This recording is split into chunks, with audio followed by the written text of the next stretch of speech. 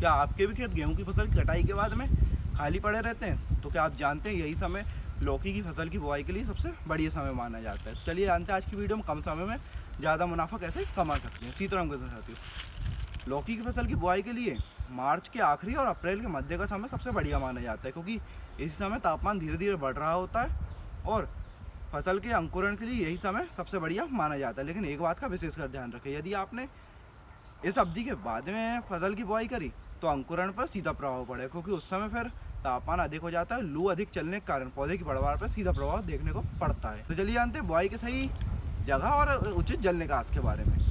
तो किसान भाई, यदि आप लौकी की फसल की बुआई करने वाले हैं तो ये अपने खेतों में ऐसी जगह का चुनाव करें जहाँ पर जल भराव की समस्या बिल्कुल ना होती हो, क्योंकि यदि जल भराव की समस्या हुई तो पौधे की जड़ें गल जाएंगी और पौधा सूख जाएगा। इसके लिए आप दो काम कर सकते हैं, या तो अपने खेत में ऐसी जगह का चुनाव करें जहाँ पर जल भराव की समस्या बिल्कुल ना होती है, मतलब अपने खेत के ऊंचे हिस्से की चुनाव जरूर करें, और या फिर आप मेड़बंदी करके भी बुआई कर सकते हैं। लेकिन एक बात का विशेषकर ध्यान रखें, बुआई से पहले खेतों को अच्छी तरह से जुताई करें और भरपूर मात्रा में गोबर की खाद जरूर मिला। और यदि आप मेड़बंदी करके बुआई करने के बारे में सोच रहे हैं तो पौधे से पौधे के बीच में 2 से 3 फीट की दूरी जरूर रखें, ताकि पौधे को अच्छी तरह से फैलने की जगह जरूर मिले।